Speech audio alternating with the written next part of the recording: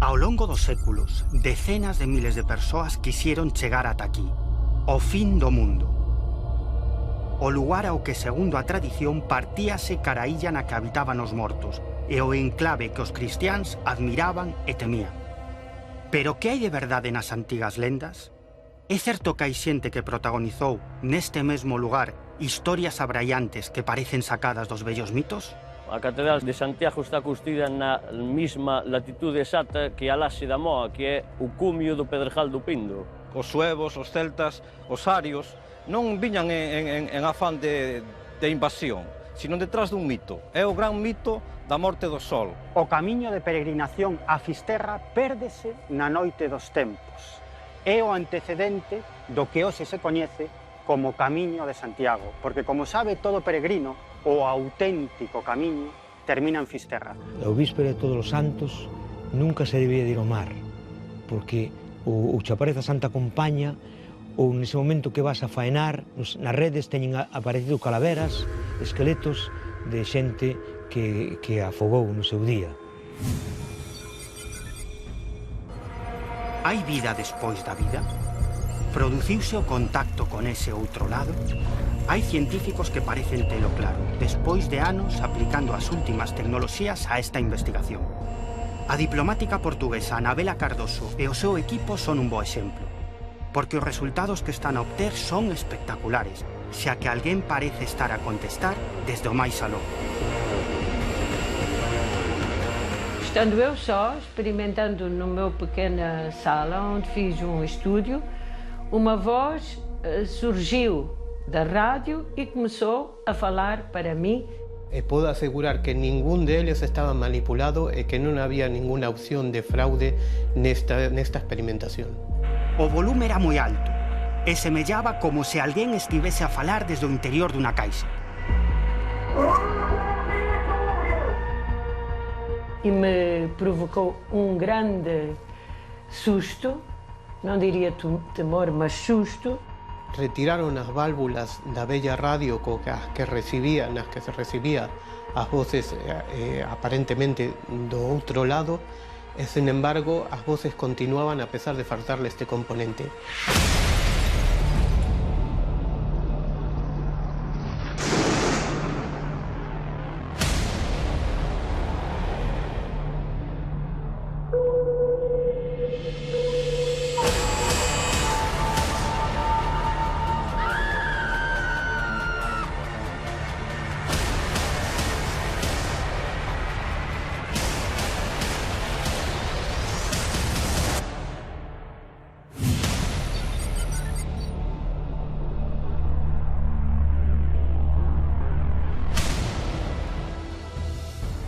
Os romanos chamárona Finisterrae, o final da terra, porque máis aló crían que non había nada.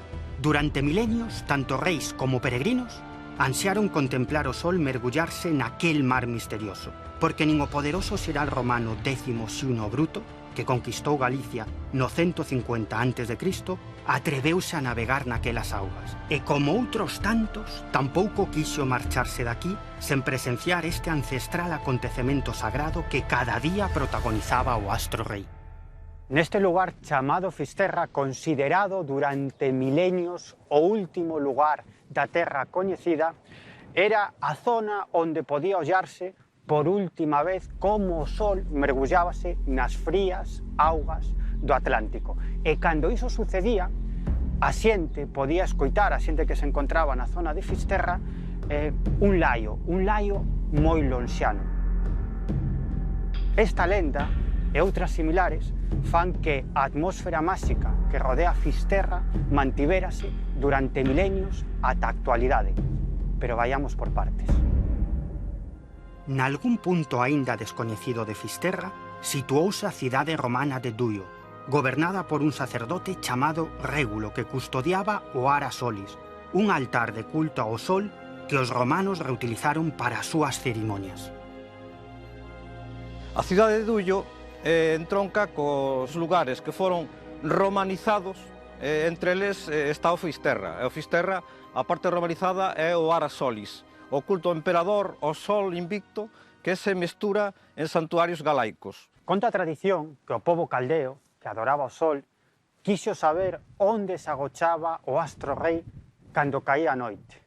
Así que decidiron abandonar as súas terras e tirar cara ao occidente do mundo.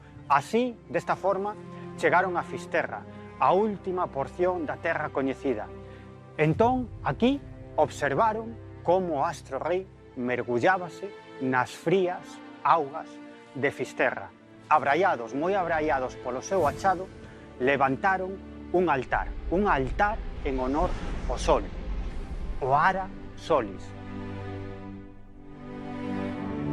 Dende logo, hoxe en día non sabemos onde se atopa ese Ara Solis, perdeuse a súa pista. O único certo é que nesta historia, nesta lenda, mistúranse elementos do cristianismo e elementos do paganismo, exactamente igual que sucede coa ermida de San Guillerme, unha das máis populares, por non dicir a máis popular de Fisterra. Estamos na ermida de San Guillerme, a poucos metros do cabo Fisterra, un lugar cheo de lendas, tradicións e incluso ritos. A maioría destas lendas e tradicións están relacionados cunha tumba que está dentro do recinto, unha tumba antiga excavada en pedra e que a tradición atribúe ao santo. Por unha banda, dícese que tamén esta tumba foi dunha bruxa chamada Orcabella que decidiu morrer e levouse consigo un pastor ao poner a tampa por encima da tumba. E por outra banda, aquí atribúese ao santo o poder fecundador das parellas. É dicir, incluso en datas recentes, hoxe en día, acuden os restos desta ermita parellas que non poden ter fillos e que piden a intercesión do santo, pero deben realizar o acto sexual dentro desta tumba. Este non é o único rito que existe en Fisterra. Hai moitísimos, especialmente relacionados co mar e coas pedras. En todos os santuarios da Costa da Morte hai ritos especiais, vinculados sobre todo a curacións. E despois teñen outras series de ritos que nos falan dunha cultura precristiana, non? Do culto ás pedras, do culto á fecundidade, do culto ás aguas curativas. Podemos xuntar unhas 120, 130 ritos ancestrais destacados no mundo lendario e sagrado da Costa da Morte.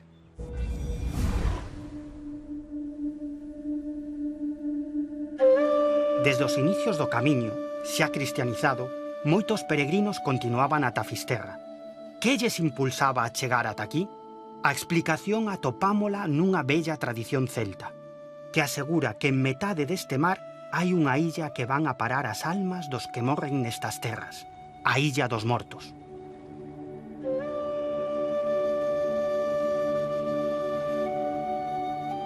É a Illa da Eterna Xuventude, un lugar onde non existen as doenzas, un lugar onde se repoñían os guerreiros, incluso onde residían os mortos. É a illa que, por exemplo, os celtas chamaban Tirnanog, aínda que recibían outros nombres no contexto atlántico, por exemplo, Avalon, San Borondón, San Brandán, e que en Galicia hai varias destas epopeas que relatan esas viaxes míticos a estas illas. A crenza nese paraíso, nesa illa da eterna xuventude, é moi anterior incluso ao nacemento dos povos celtas. Segundo algúns especialistas, esa tradición naceu incluso na mente dos nosos primeiros antepasados, os indoeuropeos. Segundo na tradición moi extendida, as almas dos falecidos viaxan cara a illa da eterna xuventude. O camiño que seguen é a Vía Láctea. Estoume a referir ás estrelas fugaces. Por iso existe esa tradición tamén moi extendida de que cando ollamos unha estrela fugaz que cruza o firmamento podemos pedirlle un desexo, porque esas estrelas fugaces son as almas dos mortos que viaxan á illa da eterna xuventude. Polo tanto, poden levar o noso recado os deuses da illa da eterna xuventude. Hai relatos moi antigos que fan alusión ás embarcacións de almas, que se encargaban de levar os espíritus dos mortos máis aló do lugar no que cada tarde mergúllase o sol na auga. Sí, existía ese camiño que había máis alá do Sol, ata aquí ao promontorio un céltico, un Adnerium, que se chamaba antes de que os romanos o bautizaran como Finisterrae. Entón, pois sí, existía, contan os libros e os vellos, que sí, non? Que tiñamos esa tradición os corpos mortos ou tal, pois enviálos ao alén a través do mar. Despois é interesante tamén reflexar pois que antes do cristianismo xa existía esta ruta do Sol, non? O camiño das estrelas tamén hasta a morte do Sol, non? Co mar tenebroso, como chaman os romanos. A ver, aquí o Arasolis, que estaba en riba do cabo Fisterra, toda esta zona era unha zona de culto ao cosmos, ao astros, ao Sol. Co cristianismo mandan destruir ese Arasolis que estaba en riba do Monte Facho, no cabo Fisterra.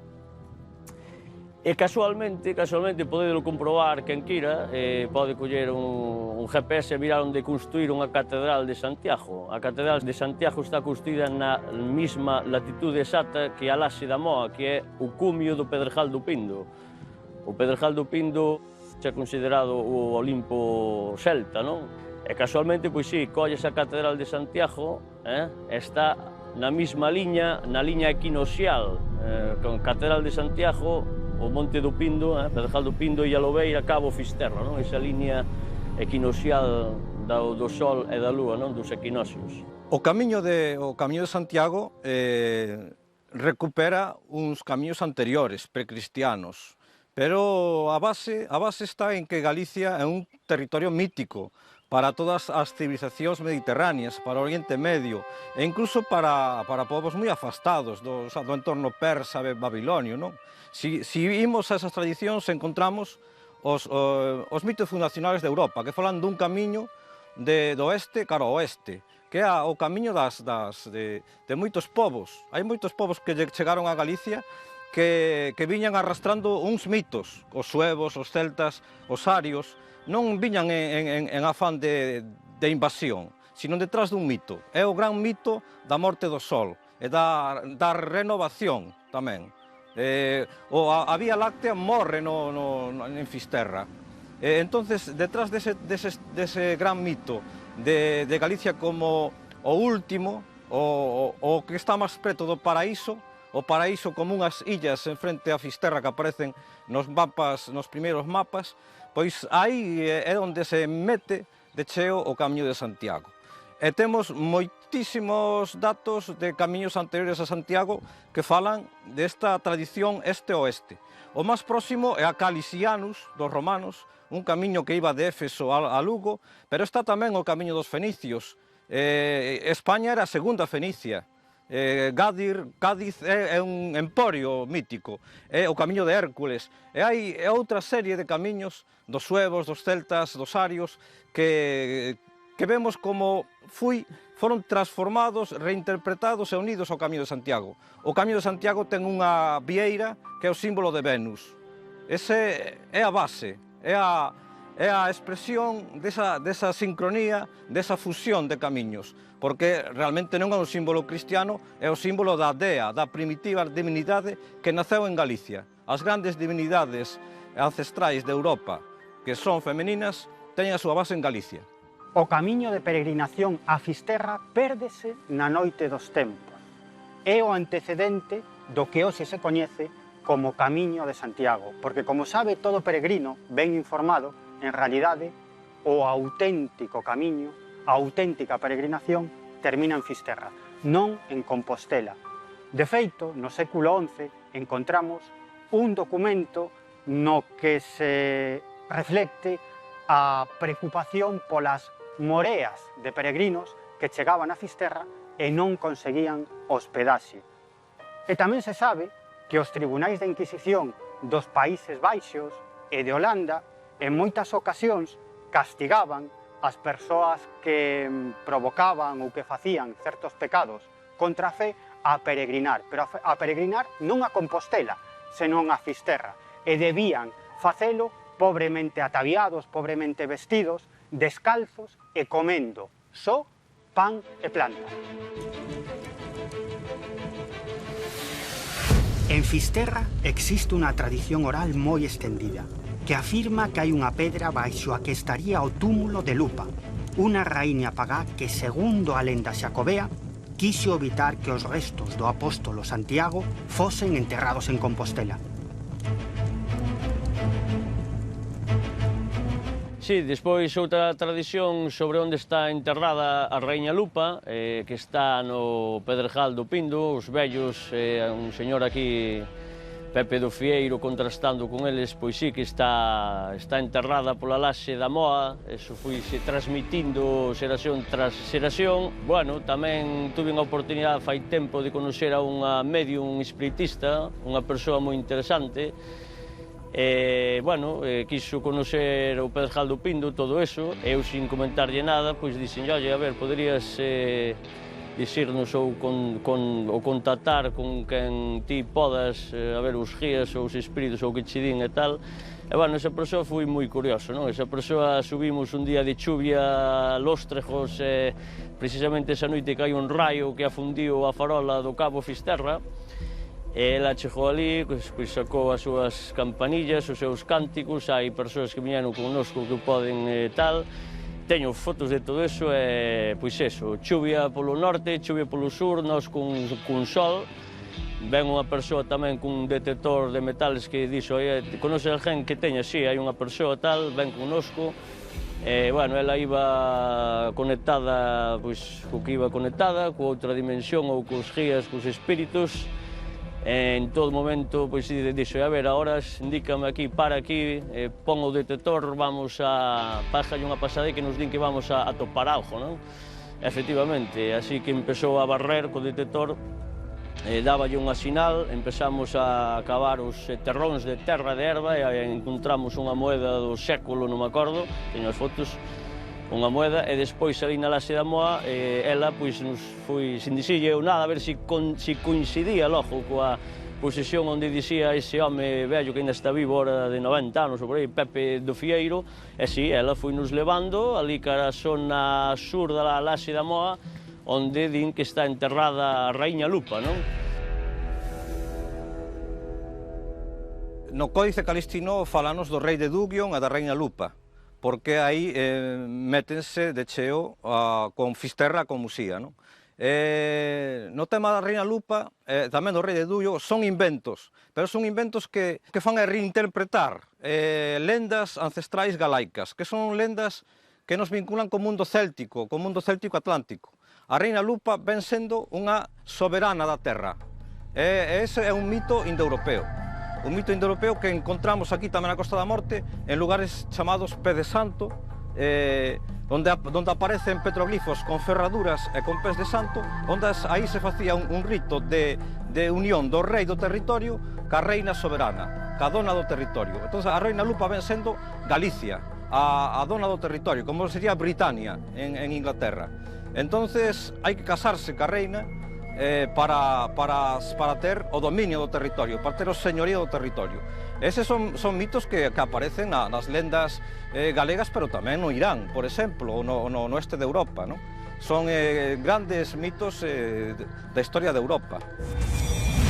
Xa comentamos en capítulos anteriores que en Fisterra está moi extendida a tradición da Santa Compaña, a crenza de que unha procesión de almas errantes sai durante a noite para percorrer os camiños de Galicia. Pero non é a única. Existen outras lendas que modelaron os costumes ao longo dos séculos e que proveñen dos antigos poboadores destas terras. Aquí normalmente hai unha tradición na nosa terra, supoño que en toda Galicia, que os Viernes Santos e o Víspero de Todos os Santos nunca se debía de ir ao mar, porque o chapareza Santa Compaña, ou nese momento que vas a faenar, nas redes teñen aparecido calaveras, esqueletos de xente que afogou no seu día. Hai moitas historias sobre eso, non? Que sinten os cánticos da xente que está no mar á espera de que algún día que os encontren ou que recen por eles. Moitas veces pensamos que cada gaviota é un mariñeiro afogado no mar. Por eso, as gaviotas, as aves todas, son espíritus perdidos no mar que están a velar a por nós. E mirade para eles, cando vos cantan, cando vos falan, son eles que están aí. Entón, hai que respetar as tradicións. Normalmente saltamos todas as reglas tradicionales, pero sempre lle facemos caso aos vellos. A veces nos olvidamos e de repente pasa algo extraño.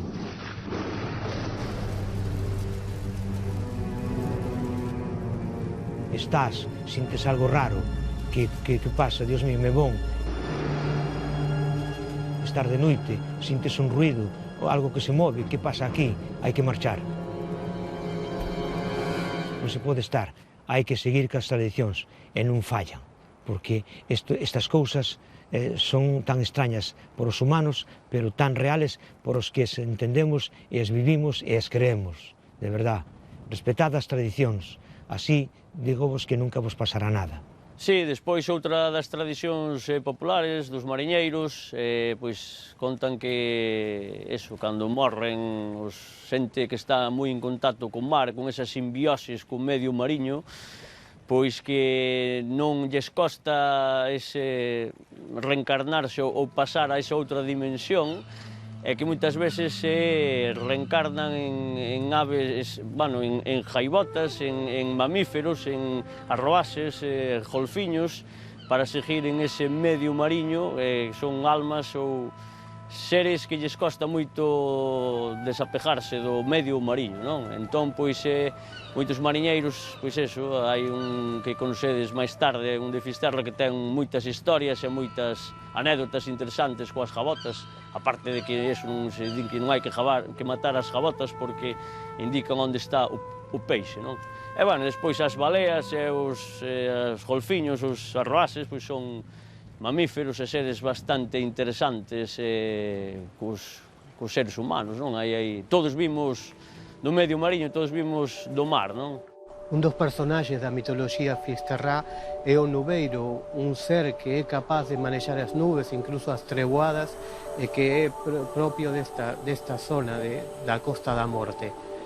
Incluso o padre Feijó no século XVIII fala dun caso concreto no que achegouse ata aquí unha nube, baixaron dela 3 seres cerca de unha pousada, comeron algo nela e volveron a subir a nube e marcharon. E se por un instante imaginamos que a lenda se fai realidade, hai persoas que aseguran vivir o que contan os vellos relatos, a experiencia de Agustín Traba parece confirmalo, porque o seu estremecedor testemunho só admite unha posibilidade, que o que lle pasou foi real. Un día cando fun a pescar ali a Muniz, na zona de Fisterra, e tiña un compañero de lado, claro, estábamos pescando, entonces estábamos con rapalas e vinilos, entón lanzo a caña e engancha un mascato. E o mascato tira por el, un mascato hermoso, ollos azules, unha maravilla. E vai, claro, este vai a soltar, vai tirar o mar, como casualmente o fajo eu. En ese momento o colle, aprieta-llo para que non lle morda, porque fai daño, retorce o pescozo e tira con el ao mar. E o pobre animal morto. Dios mío, se está aquí meu pai e ve esa tragedia. Entón, claro, ao día seguinte, volví a enganchar, moi despistado, collí unha gaviota. Aí ven a gaviota, e meu pai fondeara por fora de nós. Estaba mirando o feito. En ese momento, colle a gaviota esa e largalle un pau no lombo. E claro, meu pai se sorprendiu, pero ti eres un salvaje. Deixa ir o pobre animal. Ti non sabes que Colón antes de ver terra o que viu foi unha gaviota. E que a mesma dixo, estamos salvados, ten que estar a terra cerca. A parte de que elas sempre indican onde están os bancos de peixes. Deixa ir o pobre animal. E o pobre animal o tira ao mar, pero ela quería coller vuelo, pero non era capaz. Volaba, pero caía. Así 3 veces ou 4, hasta que se dixo ir ca corrente polo mar abaixo. E meu pai indignado, mirando por o pobre animal.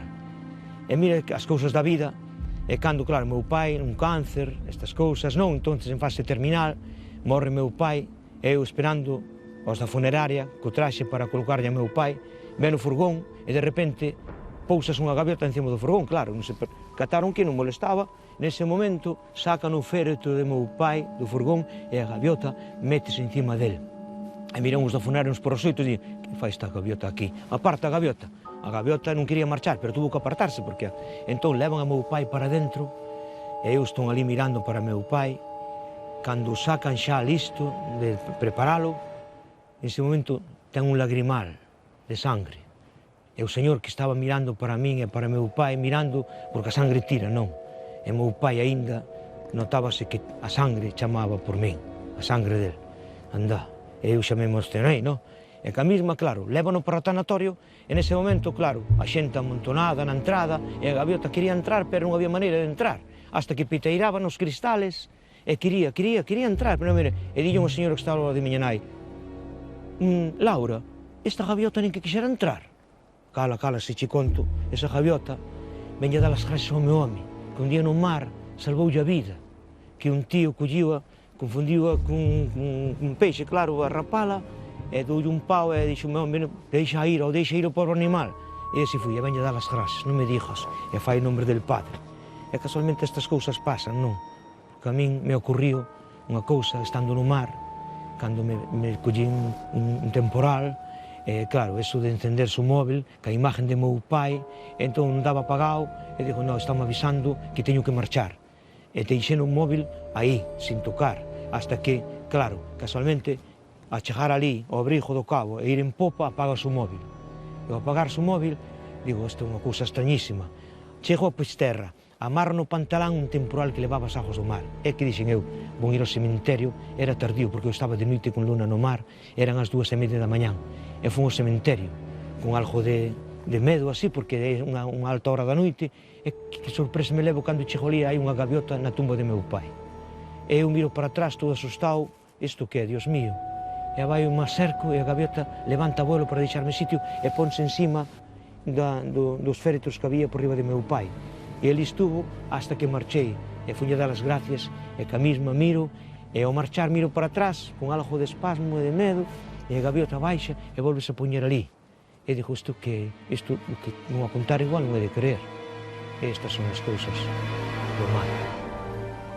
Fisterra é unha pequena porción de terreo da xeografía galega, pero sen ningunha dúbida un gran capítulo na nosa historia. Porque entre estas agrestes e maravillosas paraxes, as tradicións e as lendas aínda perviven.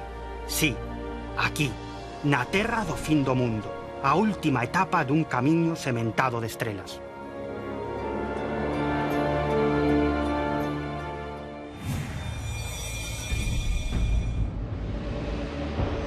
Desde hai décadas, investigadores e científicos de todo o mundo empregaron horas, esforzo e as últimas tecnoloxías de cada tempo para tentar contactar co mundo dos mortos.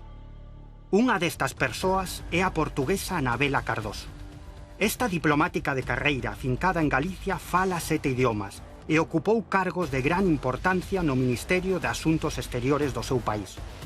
A este impresionante currículo hai que engadir que hoxe en día é unha das expertas máis afamadas a nivel mundial en transcomunicación instrumental ou TCI. Pero que é isto? A TCI, que significa Transcomunicação Instrumental, é um método de tentar entrar em contacto com dimensões desconhecidas de vida. A TCI foi um termo designado pelo físico alemão professor Ernst Senkowski e pretendeu, com este termo, abarcar leque, abanico de fenómenos além das tais vozes que não se escutam diretamente. Dentro da transcomunicación instrumental, o caso máis impresionante, a meu xuicio, é o das voces directas. As voces, concretamente, na casa de Anabela Cardoso, se registraban voces directas de radio. Esto se realizaba con varias radios desintonizadas, algunas de las en frecuencias non comerciais, e as voces xurtían da propia radio directamente.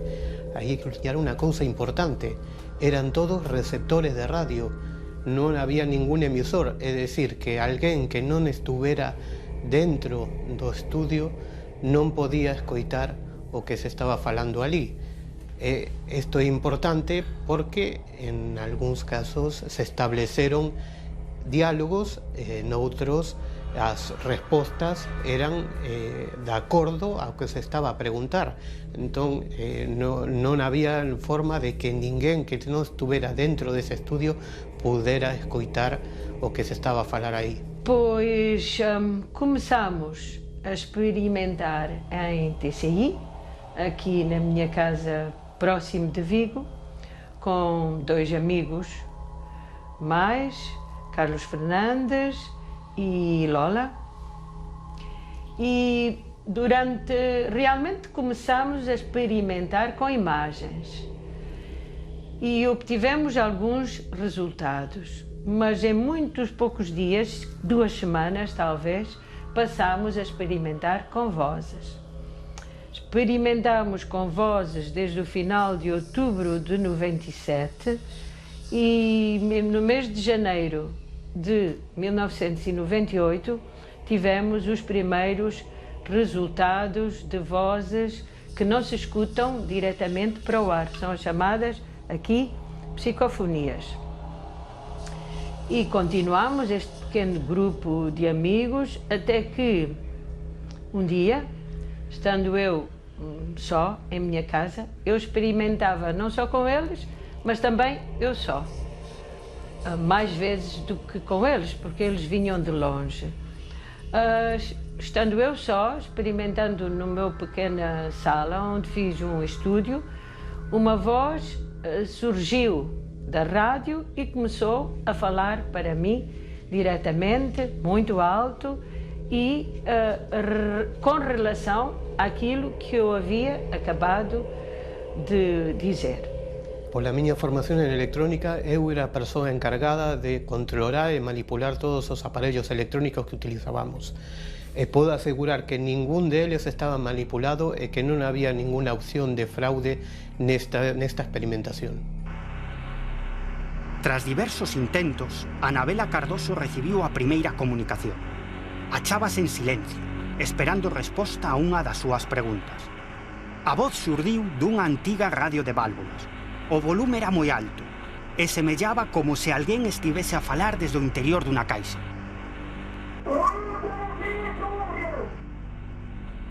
Dizia mais outras coisas que suponho que se ouvirá a voz, mas dizia: estamos a ouvir tudo, queremos saber do mundo, queremos ouvir vuestras coisas.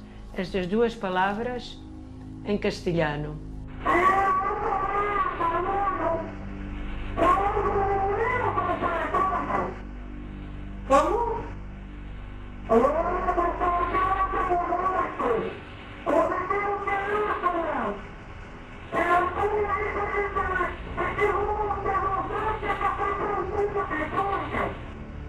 Sim? E continuava, e eu a certo ponto disse: não ouço, embora quisesse dizer não compreendo, porque claro, debaixo daquela emoção não compreendia tudo, e a voz disse: isto é muito e muito difícil, outro mundo.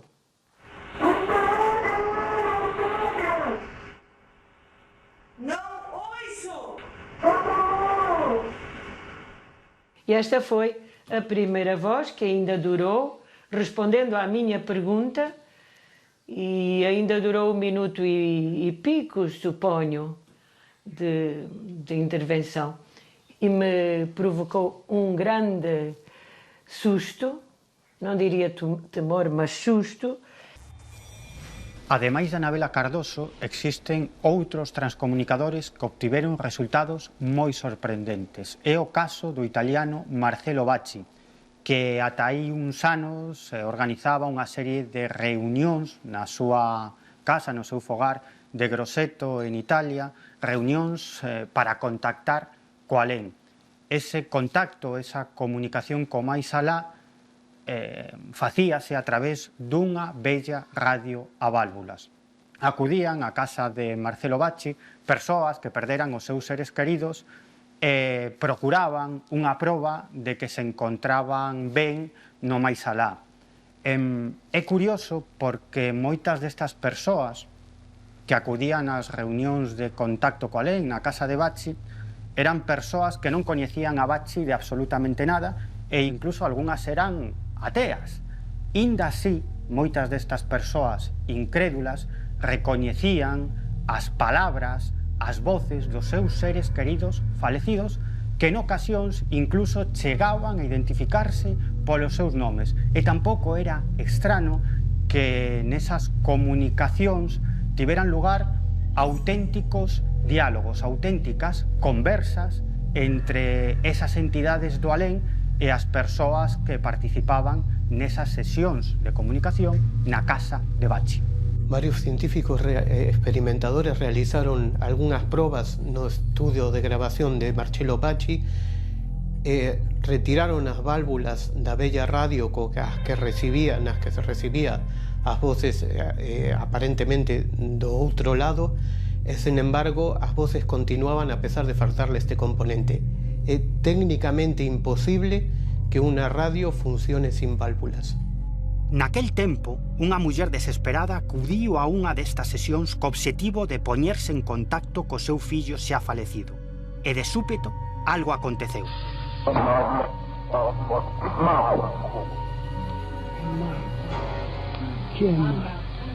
Completamente emocionada, sostivo este increíble diálogo. Marco, mi rispondi? Mi puoi dire se sei con papà? Marco, ti prego.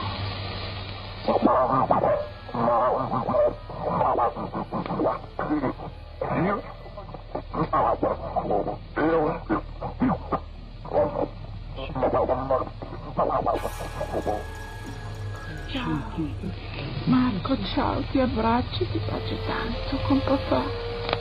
C'è papà con te? Non dimenticare, ti do spettato Realmente, com um grupo de investigadores, estivemos em mais do que uma, 2 sessões, pelo menos, em Grosseto, no estúdio de Marcello Bachi. Nas 2 ocasiões, os comunicantes de Bachi falaram com cada um dos presentes no seu idioma. Na segunda dessas ocasiões, de repente e sem pré-aviso, eu comecei a falar para as vozes que saíam diretamente do altifalante da rádio de Bachi. Comecei a falar-lhes em português. E a voz começou, uma voz masculina, a responder-me em castelhano. E eu disse: olha, está bem, mas pode falar para mim em português, por favor?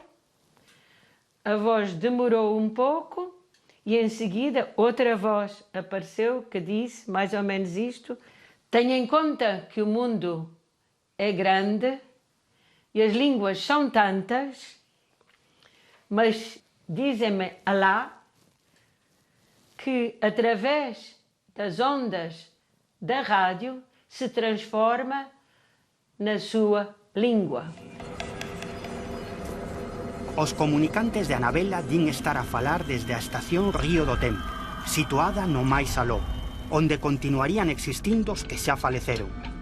O interesante destas experimentacións é que hai outros grupos en Luxemburgo e Alemaña que gravaron resultados comparativamente semellantes. Então, os meus comunicantes identificam-se como sendo o grupo português da estação Rio do Tempo.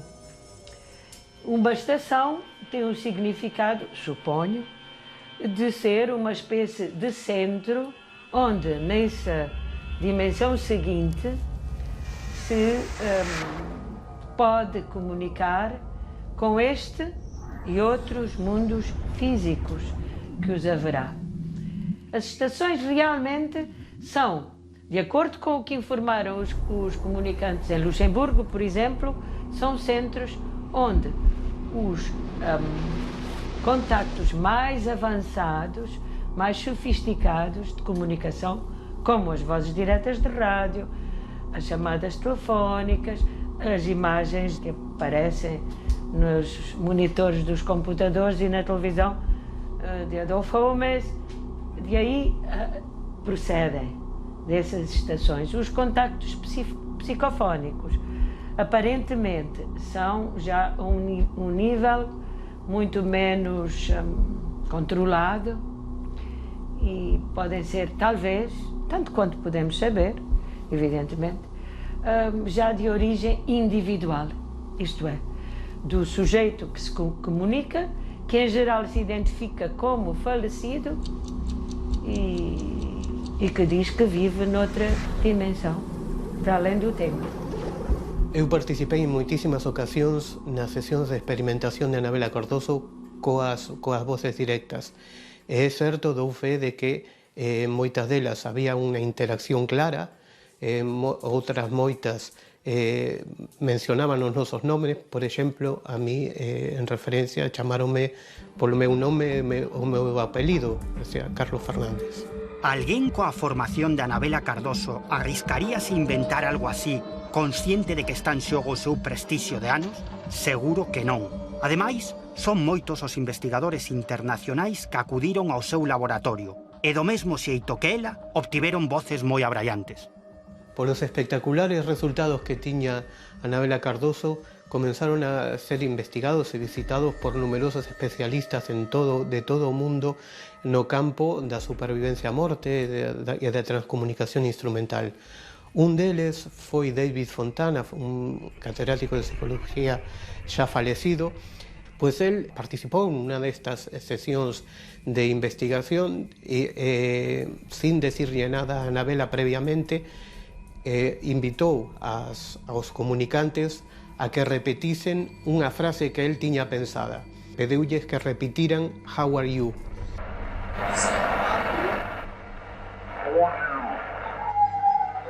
E as voces inequívocamente, con toda claridade, repitiron esta frase literalmente, o cal nos dá unha idea de que non pode ser un error de apreciación. Algúns dos investigadores e experimentadores no campo da transcomunicación instrumental, cando morren, ponse en contacto, dende alén, con outros grupos de experimentadores e de investigadores neste campo. A mensaxe é simple, que existe vida logo da vida, que todos somos almas inmortais e que o noso paso por este mundo, por este planeta Terra, é simplemente un lapso de tempo moi breve nunha existencia absolutamente infinita. É o caso do transcomunicador lituano Konstantin Raudiv, que morreu no ano 1974 e dende entón, en certas ocasións, púxose aparentemente en contacto dende o alén con grupos de experimentadores e investigadores no campo da transcomunicación instrumental. Baixo a coordinación de Cardoso, anos atrás desenvolvéronse unha serie de experimentos na Universidade de Vigo e nos estudos de grabación profesional Metrópolis. Experimentos nos que participaron investigadores de sona internacional, e os resultados foron aínda máis espectaculares. Unha parte dos experimentos se realizaron dentro dun estudio de grabación que non só está aillado acústicamente, é dicir, non é posible que se capte ningún sonido de fora, senón tamén está aillado das radiofrecuencias, é dicir, ni nos teléfonos móviles, ni nos radios, ni ninguna radiofrecuencia pode entrar aí. Aínda así, graváronse voces. Nunha das sesións de experimentación dentro deste experimento en condicións de control, pois os investigadores preguntaron polo tempo, si era un tempo igual ao noso, ou dese outro mundo seguinte. E a resposta foi: é distinto, sí. Algo que pois, en moitas outras comunicacións de Anabela Cardoso e de outros investigadores ao longo do mundo se repite. As vozes que falam comigo por vozes diretas de rádio identificam-se muitas vezes, umas vezes a meu pedido, outras vezes espontaneamente. Aconteceu e acontece frequentemente as vozes dizerem-me: "Oh Bela, olha, eu não posso responder diretamente. Desculpe, não posso. Sinto ouvir. Sim? Bela é o meu nome que me chamou sempre a minha família de infância. É o pai. Ou sou o Luís. Luís era o meu falecido irmão, que se chamava Luís, e que em várias ocasiões, inúmeras ocasiões, falou e disse: sou o Luís Cardoso. Meu pai chamava-se João Cardoso e também já disse muitas vezes: sou o pai, sou o João Cardoso. No caso do meu irmão Luís, apareceu uma voz muito nítida que disse: sou o Luís. E eu ouvi e disse: és tu, Luís? Meu irmão Luís. E a voz disse: sou o Luís, com certeza. E continuou falando, que eu agora não me recordo o que disse, porque isto foi há uns anos, mas várias vezes se identifica como Luís, ou sou a mãe, ou sou a tua avó, ou sou a Nisha. A Nisha era uma cadelinha minha, falecida, pode-vos surpreender, mas os animais não humanos têm o pensamento e o sentimento como um humano ou mais. Então, nesse caso, o comunicante disse: sou a Nisha. E eu ouvi e disse: és tu, Nisha? Mami, que lhe chamava Mami. E ela disse: sim, e uma voz muito bonita, de que eu gosto muito. Geralmente, sim, identificam-se. Às vezes, não. É probable que non haxe asunto que esperte máis interese no ser humano que a confirmación de que a vida non finaliza co último alento. Pero hai motivos para a esperanza? Na experimentación de Anabela Cardoso creo que inequívocamente hai alguén que fala do outro lado, senón sería imposible explicar todas as respostas e as concordancias entre as preguntas e respostas que hai e a interacción que hai na súa experimentación. Non teño dúbida que os aparellos non están ni manipulados ni hai posibilidade de erro. Alguén contesta do outro lado. As vozes que falam comigo e que têm falado e falam com outros operadores da TCI identificam-se geralmente como falecidos que falam de outra dimensão, para além desta física. No meu caso particular, os meus rádios estão, por casualidade, chamemos-lhe assim, sintonizados em frequências, todos eles, eu tenho 5 rádios, sintonizados em frequências que são para uso exclusivo do Estado, nas quais, como imagina, não entram emissões de rádio normais, nem outras. Nunca entrou nenhuma voz que não fossem as que falam comigo. Por conseguinte, isto, em conjunto com a história da TCI e com as afirmações que fazem os comunicantes, pois convence-me com certeza que eles são quem dizem que são. Os meus rádios são todos receptores e não são emissores de rádio. São receptores de ondas de rádio. Eu estou absolutamente convencido que estes contactos co alén son certos. Probas, eu penso que hai dabondo. Pero neste fenómeno da transcomunicación instrumental hai un aspecto, eu creo que especialmente interesante. En moitas ocasións, esas voces informan os investigadores sobre como é o máis alá.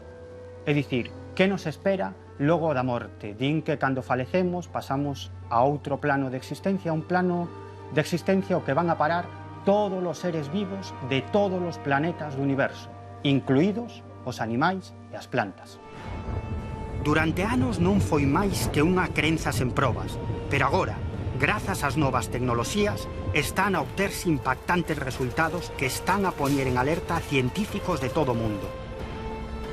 Porque estes contactos parecen confirmar que, no alén, alguén se está tentando comunicar connosco.